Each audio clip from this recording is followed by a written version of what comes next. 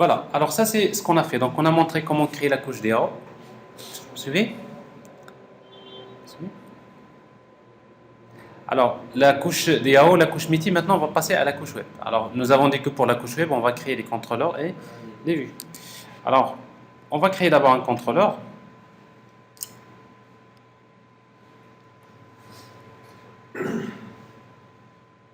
Alors, la classe, on va l'appeler banque, contrôleur, du package web.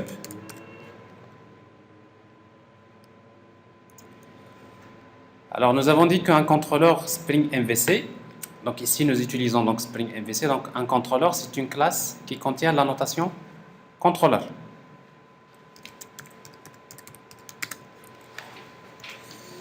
Alors, notre contrôleur a besoin de la couche métier. Alors, pour moi, la couche métier, c'est l'interface et banque métier. Et pour faire l'injection des dépendances, on va utiliser Hotwire, la même chose. Alors, maintenant, ici, on crée les méthodes. On va commencer par créer une méthode index qui permet de retourner une vue par défaut. Alors, on va supposer que notre page qu'on va créer s'appelle tout simplement banque, bien compte.html. Et pour accéder à cette méthode, on va utiliser la notation request mapping. Alors, par exemple, quel request mapping je vais utiliser ici? Donc, slash, par exemple, opération, slash compte, par exemple.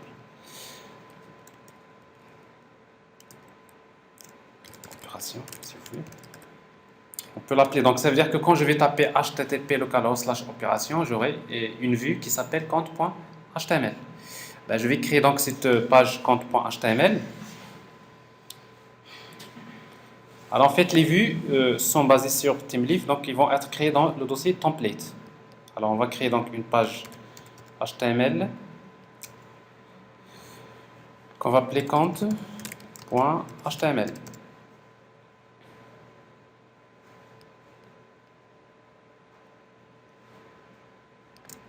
Alors, en fait, TeamLeaf utilise le XHTML, donc il faudrait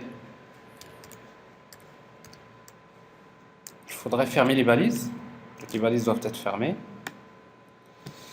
Donc ça c'est votre banque.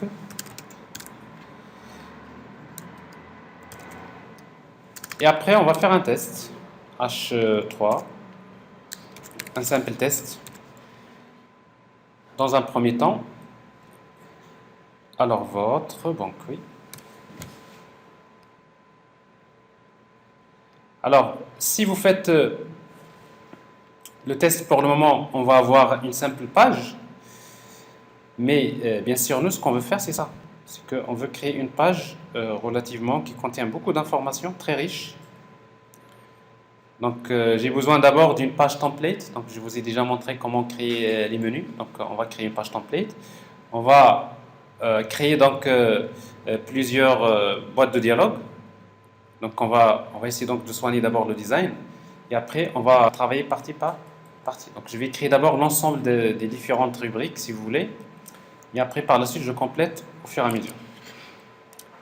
Alors, l'application est démarrée pour le moment. Si je tape localhost slash c'est opération tout court. En principe, si tout se passe bien, je vais avoir le message test. Alors maintenant, c'est pas ce que je veux. Alors, je vais d'abord créer une page template. Donc, je vous rappelle que pour créer une page template, donc on aura besoin d'utiliser Bootstrap. Alors Bootstrap, donc pour l'utiliser, donc vous pouvez utiliser un simple fichier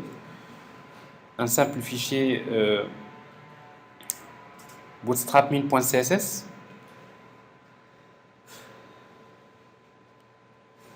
Alors je vais le prendre, on va le mettre dans le dossier statique. Alors je l'ai ici.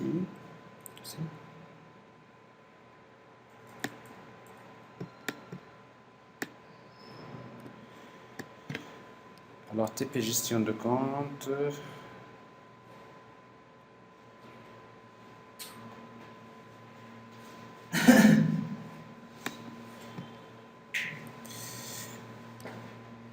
j'aimerais le trouver ici. Statique, CSS.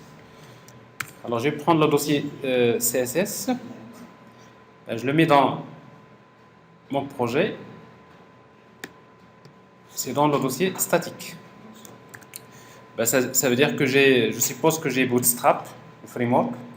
Bon, il existe plusieurs moyens pour chercher Bootstrap. Donc, si vous utilisez l'outil npm de Node.js, npm install Bootstrap, il se connecte à Internet pour installer Bootstrap. Comme ça, vous aurez la version complète de Bootstrap. Alors ici, donc, je le fais manuellement. Et j'aurai besoin d'un fichier mystyle.css dans lequel je vais ajouter un certain nombre de choses tout à l'heure. Alors avec ça, donc, je vais créer une page template. Alors une page template, donc je vais créer une page HTML. Je vais appeler template1.html. Alors dans template1.html, donc je vais déclarer themeleaf. Donc c'est xmlns. Alors le préfixe c'est th. Alors le namespace de themeleaf, donc je vous rappelle, c'est www.themeleaf.org. Mais également on aura besoin d'un autre namespace pour la gestion des layouts, xmlns égale, donc le préfixe c'est layout, c'est http c'est www.ultrac.net/themeleaf/layout. Bon, je ne sais pas si c'est bien écrit, donc c'est bon? Layout. Bon, ça c'est le préfixe, layout. Alors ici, donc, on va utiliser UTF-8. Le titre, la banque. Et après, on va mettre les feuilles de style CSS avec link. Rel, style sheet. Le type de la feuille de style, c'est text/css et href. Alors, on a dit, donc, il faut mettre /static. Il faut chercher donc le fichier bootstrap.min.css. Alors, nous avons dit qu'en fait, si vous utilisez href, vous utilisez également l'attribut href. Alors, l'expression utilisée, c'est / directement CSS. Alors, la dernière fois, j'avais déjà expliqué qu'en fait, en réalité, pour accéder à un fichier qui se trouve dans statique, c'est pas la peine de spécifier statique, parce que par défaut, tous les éléments tous les éléments statiques sont déjà dans ce dossier statique. Ben, je fais la même chose pour mystyle.css.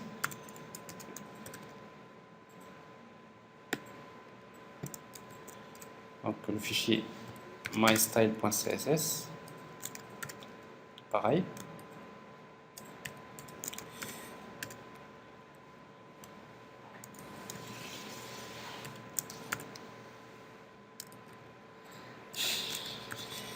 Alors maintenant, notre layout, donc nous avons dit qu'il se compose, on va faire quelque chose de plus simple. Bon, généralement, une page template, vous cherchez sur Internet, vous trouvez plein de pages templates. Et après, ici dans notre cas, on va utiliser header, une zone section qui va être variable et une zone qui va être footer, dans laquelle on va mettre le pied de page. Alors au niveau de l'entête, qu'est-ce qu'on va mettre? Une entête qui est fixe. Alors, je vous ai expliqué la dernière fois qu'avec des divs, on peut utiliser donc Bootstrap comme navbar. Navbar, par exemple, default, dans laquelle on va utiliser encore un div dans la classe c'est container fluid, et après à l'intérieur de laquelle on va utiliser ul et des li comme menu. Et chaque menu, donc, il y a un lien avec A. Ici, donc, on va utiliser donc la classe navbar nav Ici, donc, on va mettre les menus. Alors, dans notre cas, bon, j'ai besoin donc de consulter le menu opération, par exemple. On va utiliser href. Alors, l'action qu'on va utiliser, c'est slash opération. Je crée un autre menu pour gérer, par exemple, les comptes. Donc, ça, c'est compte. Et un autre menu pour gérer, par exemple, les clients, etc. Donc, vous trouverez opération, compte. Ici, on va mettre, par exemple, slash compte, slash client, par exemple. Et après, vous gérez ça. Alors, dans la zone section, il suffit d'ajouter un attribut layout fragment égale content. Alors, cette zone-là, on va l'appeler content, comme ça, c'est la partie qui va changer au niveau des différentes vues. Alors, pour footer, on va faire quelque chose de plus simple. On va créer un div. On va utiliser la classe navbar fixed. On va la fixer en bas, fixed top. Et on va utiliser un simple texte small. Ici, donc, votre adresse, l'adresse de votre banque.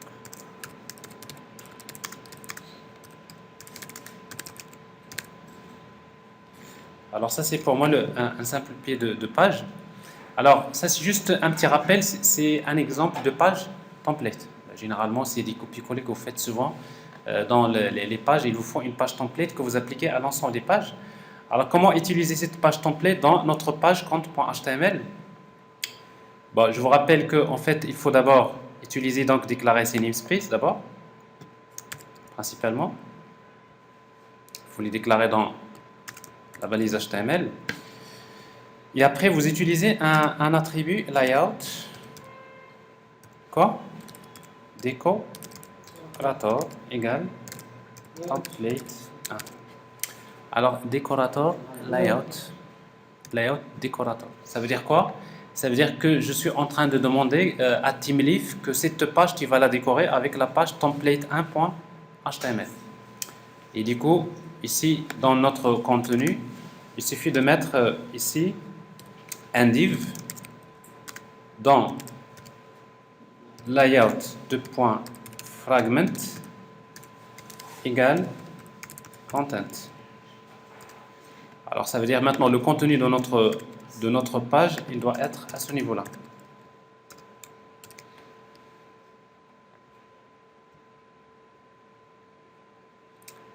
C'est bon?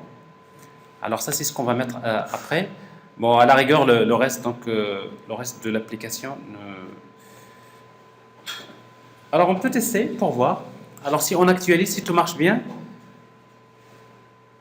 Vous voyez, donc j'ai quelque chose, mais apparemment, il y a quelque chose que... Hein, j'ai bien la page template, mais ici, bon, j'ai utilisé fixed top, c'est pas top. Voilà. Alors ici, donc, dans template 1, donc je vais la fixer en bas. Voilà. Donc, on voit ici que en fait, le pied, il est là. Alors ici, donc, j'ai bien donc, la barre de menu.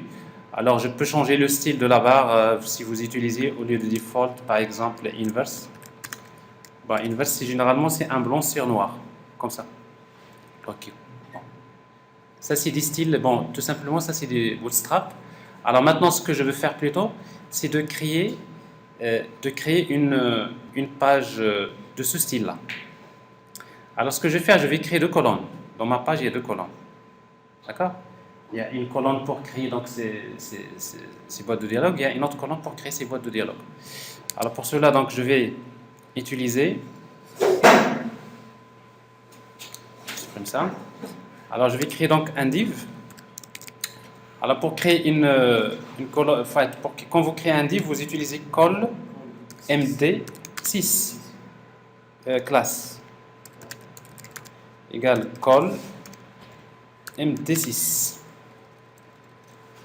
Alors md6, ça veut dire que ce div-là, il va prendre 6 colonnes. C'est la moitié de l'écran. Alors si vous ajoutez encore un autre div call md6, ça veut dire que vous avez finalement deux divs. Alors dans le premier div, donc je vais mettre en fait deux boîtes de dialogue. Donc ça, pour les boîtes de dialogue, on va utiliser la classe panel. Panel default ou primary en bleu.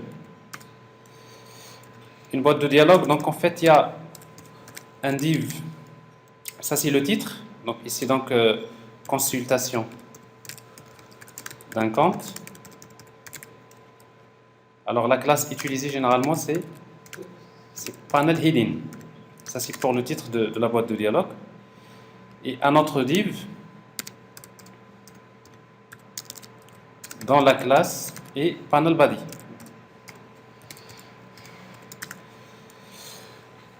Et ici donc on va mettre, ici donc ça c'est pour la consultation du compte. Alors si vous actualisez, on va voir ici quelque chose comme ça. Donc j'ai une boîte de dialogue. Alors je fais la même chose pour créer une deuxième. Je fais un copier-coller. C'est bien ça. Ouais. Donc dans cette boîte de dialogue, qu'est-ce que je vais afficher? Donc je vais afficher les informations sur le compte.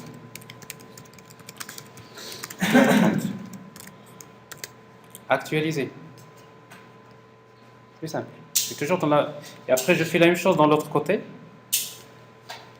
C'est-à-dire, je vais utiliser ici, dans cette colonne-là, je vais mettre... Ça, c'est opération. Les opérations, versement, c'est-à-dire un formulaire d'opération sur le compte. Et également la même chose, un autre div dans lequel je vais afficher la liste des opérations. Liste des opérations. Alors bref, donc jusque-là c'est toujours, jusque-là c'est tout simplement c'est Bootstrap pour faire le design global. Alors maintenant on va commencer par créer un formulaire à ce niveau-là, dans la première partie. Alors on va créer un formulaire pour saisir, pour chercher un compte. Donc on va utiliser th action. Alors l'action c'est quoi? C'est slash, on va l'appeler consulter compte. Consulter compte. La méthode, alors généralement quand vous utilisez des consultations, vous utilisez get. Mais quand vous utilisez l'ajout, l'édition, plutôt la mise à jour et les opérations de suppression, vous utilisez post. Ou bien put ou bien delete. Donc ça c'est notamment quand on utilise l'API RESTful. Alors ici donc on va créer un div dans lequel on va mettre nos éléments. Label d'abord. Alors ça c'est le code du compte. Point. Ensuite, on va créer un champ de type input, de type texte. Name, on va l'appeler code du compte. Et après, un bouton. OK, dans la classe de type submit. Alors, submit. On va utiliser la classe CSS, btn. Pour garder le même style, c'est btn primary, c'est le bleu. Alors on va voir quelque chose comme ça. Alors ici donc j'ai le... Alors en principe si je saisis le code, après je vais vers une opération qui s'appelle consulter compte. Alors maintenant l'opération consulter compte, donc je vais la créer dans le contrôleur. Alors bon contrôleur, à nouveau donc je vais ajouter, je vais copier cette méthode. Ici donc je vais mettre slash quoi? Consulter compte. Ici c'est la méthode consulter. Alors, en fait cette méthode consulter, qu'est-ce qu'on va lui donner comme paramètre? Maintenant, c'est le code. String code du compte. Mais également on a besoin d'utiliser le modèle. Pour utiliser le modèle, il suffit de déclarer un objet de type modèle. Il faut l'importer.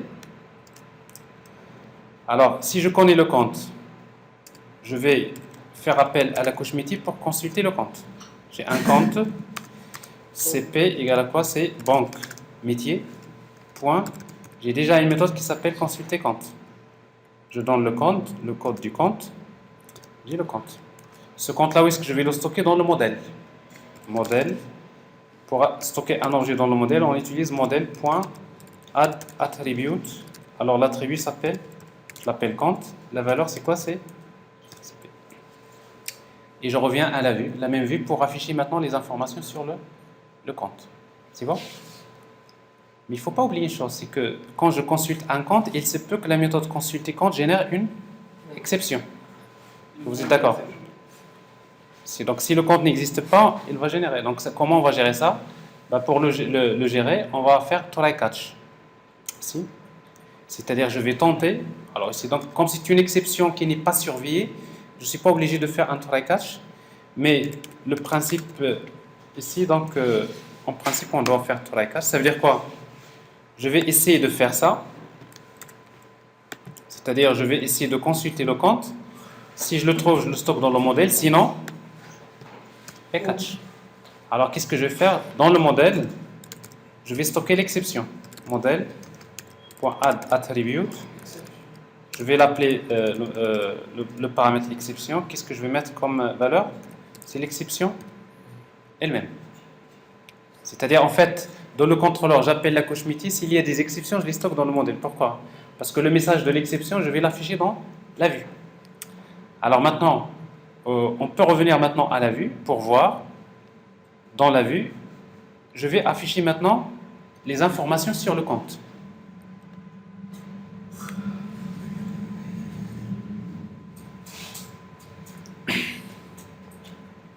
Voilà. Alors les informations sur les comptes, on va les afficher ici. Alors comment je vais utiliser donc des divs, des labels tout simplement, des divs, dans lequel je vais mettre label. Alors ici, qu'est-ce que j'affiche? Donc j'affiche le code du compte, le code. Alors sa valeur dans un label. Alors pour afficher la valeur, donc on va utiliser th-text. Alors je sais que dans le modèle, j'ai un objet qui s'appelle compte. Mais ce compte-là, si je veux le code, j'affiche tout simplement l'attribut code. Je fais la même chose pour afficher les autres. Le solde.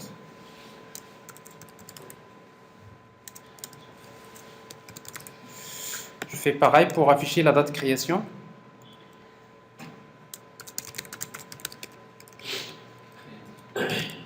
Création, ici c'est date de création. Date de création. Je fais pareil pour afficher quoi d'autre? Le solde, c'est déjà fait. Et après le type. Le type du compte. Alors pour savoir le type du compte, qu'est-ce qu'on fait? Bon, je connais que l'objet. Alors on va utiliser, en fait, quand vous connaissez l'objet, si vous mettez un objet .getClass, il vous retourne la classe. Si vous mettez .getSimpleName, il vous affiche le nom de la classe. Mais du coup, donc ici, donc je vais utiliser .class, .simple, SimpleName. SimpleName. Voilà, comme ça.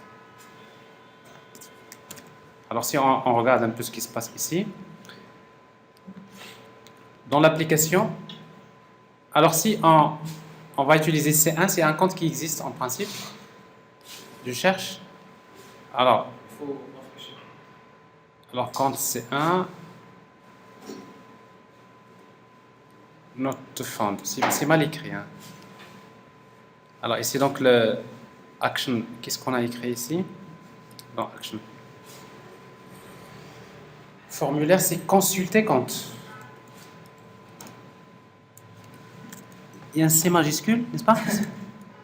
C majuscule. Alors ici, on a utilisé C majuscule. Donc, pour actualiser.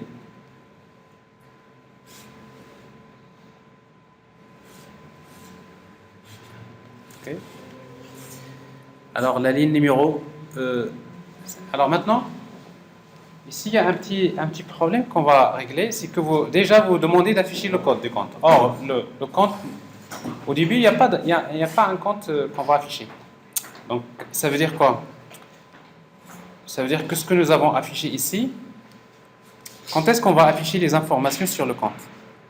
On va les afficher que si le compte existe dans le modèle. Alors, comment on va gérer ça? Ce div que vous voyez ici, je vais ajouter thif. C'est-à-dire ce div-là, je vais l'afficher uniquement suite à une condition. Alors, c'est quoi la condition? C'est dans le modèle, j'ai le compte est différent de nul. Tout simplement, si vous faites le test, c'est-à-dire si l'attribut compte existe dans le modèle, j'affiche ça. Je dois faire la même chose pour les autres divs, les autres boîtes de dialogue. Je fais ça, et la même chose ici. Alors ça veut dire quoi? Ça veut dire que quand j'appelle l'opération au début, regardez ce qui s'affiche en principe. Alors dans la ligne numéro 49 de compte, il y a un petit problème. Ici, panel hidden. Oui, j'ai pas fermé les cotes. Pas fermé les cotes. Actualiser. Alors qu'est-ce que vous remarquez? En fait, les autres livres ne s'affichent pas au départ. C'est normal. Donc je vais les afficher que si j'ai un compte. Et quand j'ai le compte, alors à nouveau donc dans la ligne numéro 30, apparemment on va trop vite. Bon, l'attribut code, on l'avait appelé code compte. Donc, vous voyez, donc si vous appelez une propriété qui n'existe pas, vous allez avoir ce genre de problème ici. C'est code compte. Je reviens, je consulte. Alors j'ai le code, j'ai le solde, j'ai la date de création, j'ai le type, c'est un compte courant. C'est un compte épargne. Alors ici, donc si c'est un compte courant, je vais afficher quoi? Le découvert. Si c'est un compte épargne, j'affiche l'auto. Alors ça veut dire que je vais encore ajouter ici div. Alors ici, qu'est-ce que je vais afficher? Donc ça c'est le découvert. Mais ici donc je dois faire un test. Ce div là, je l'affiche à une condition. Encore th if. Th if quoi? Si. Voilà. Si. Voilà, on va prendre compte.simpleName. Non. Compte.classe.simpleName égale compte courant. J'affiche le découvert. Je fais copier-coller. Ici, c'est un compte épargne. Je vais afficher l'auto.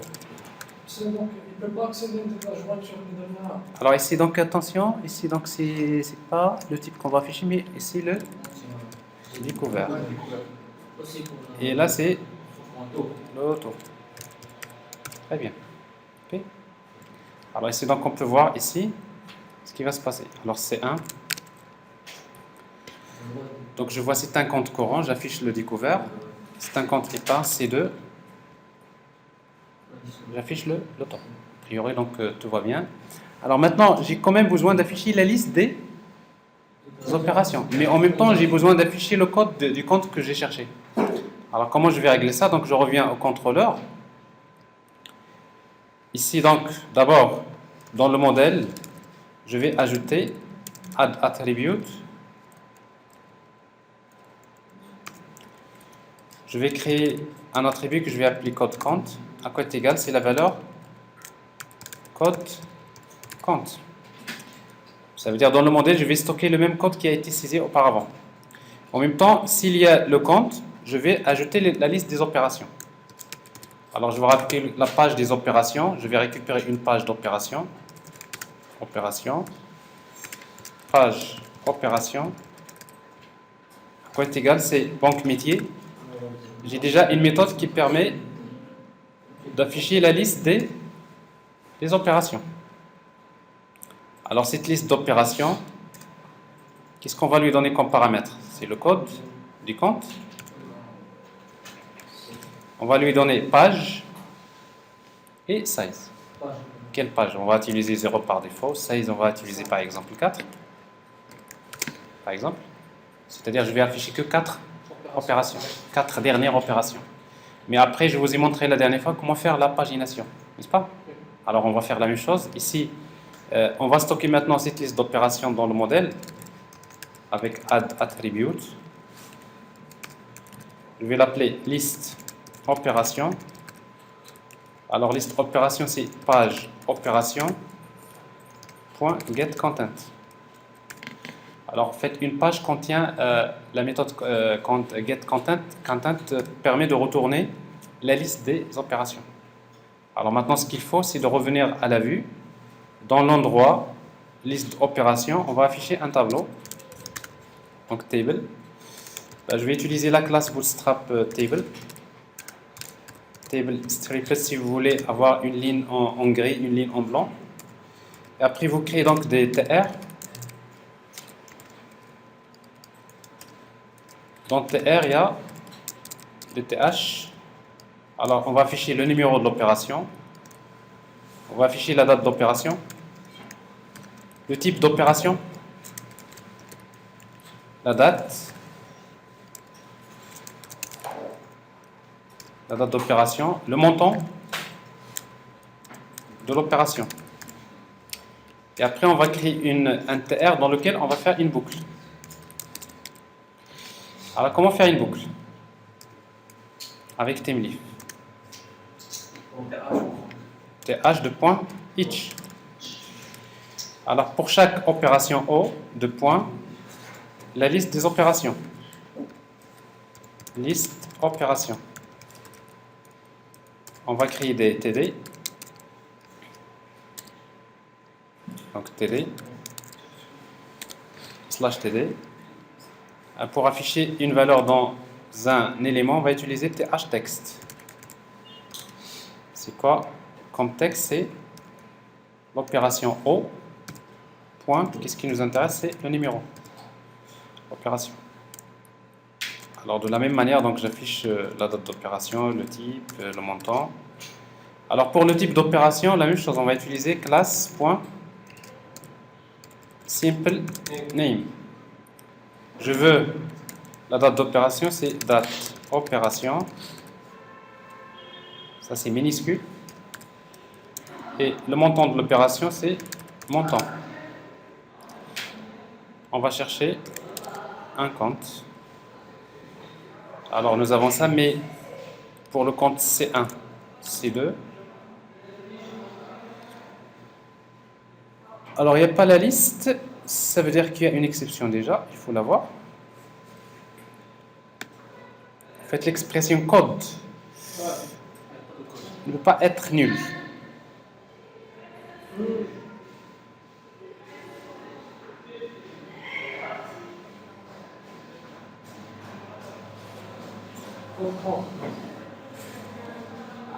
En fait, on a déjà fait fermer la procédure.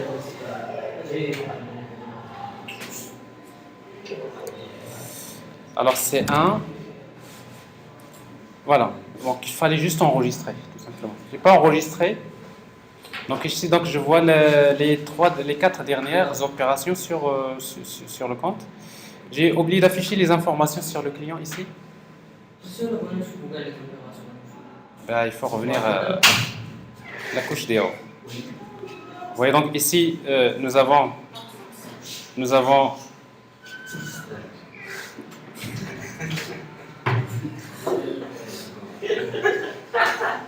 c'est pas ce qui manque, le dérangement il est toujours là. Commence par vous-même. Alors si tu veux avoir la liste de toutes les opérations, il fallait tout simplement revenir à la couche métier, parce que dans la couche métier, on n'a pas appelé la méthode findAll, mais on a appelé la méthode liste opération qui permet de retourner une page d'opération. Parce que d'ailleurs, c'est pas pratique d'afficher toutes les opérations. Alors d'ailleurs, nous, ce qu'on veut faire, c'est qu'il faut faire la pagination. N'est-ce pas? Regardez. J'affiche les 4 dernières, mais j'ai la suite. Donc, c'est-à-dire, je vais afficher les pages. Et la pagination, je vous ai déjà montré comment la faire, n'est-ce pas? Alors, j'affiche juste les informations sur le client et on va s'arrêter. Alors, ici, donc, dans la page compte, pour afficher les informations sur le client, au début, ici,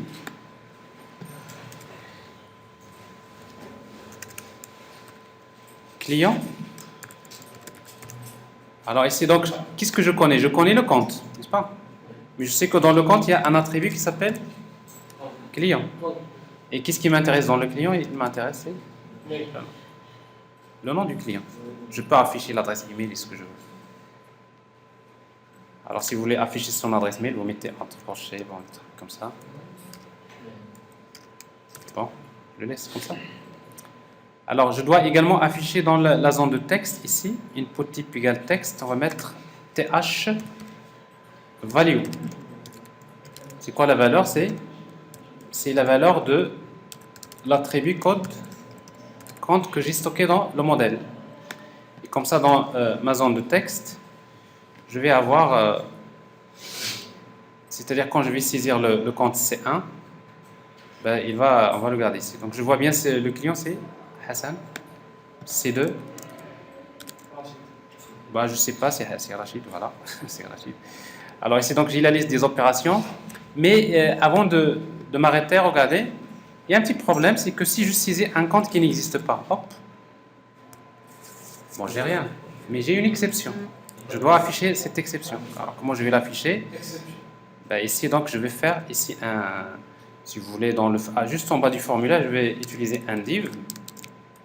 Je vais utiliser th if. Si dans le modèle, il y a l'exception, j'ai déjà créé un attribut qui s'appelle exception. J'affiche sa valeur. C'est th de point texte. Cette fois, c'est th exception point exception, c'est un objet. Pour afficher le message d'une exception, vous appelez la méthode getMessage. Ici, vous mettez point .message. Parce que quand vous mettez message, il appelle la méthode getMessage. Mais là, on va l'afficher en rouge. Classe, par exemple, vous utilisez red, ou bien si vous travaillez avec Bootstrap, vous utilisez text danger. Ça vous donne quelque chose comme ça. Alors, hop, ça marche. Compte introuvable. Donc, vous voyez donc le message qui a été généré au niveau de la couche métier. Mais sinon, si le compte existe, j'ai les informations sur le compte. C'est bon? Alors, vous voyez donc il reste quelques parties, donc notamment, c'est la partie comment effectuer les opérations de versement, de retrait et de virement sur le compte. Alors, vous allez trouver ça dans la suite de la vidéo, d'accord? Alors, principalement, vous savez maintenant, on a presque fait la correction du TP. Il reste cette partie-là, mais il reste également la partie authentification, la partie Spring Security. Alors, quand vous aurez la vidéo version finale, vous allez trouver les différentes parties, donc ça vous permet de faire une synthèse. C'est bon? Alors, on va s'arrêter à ce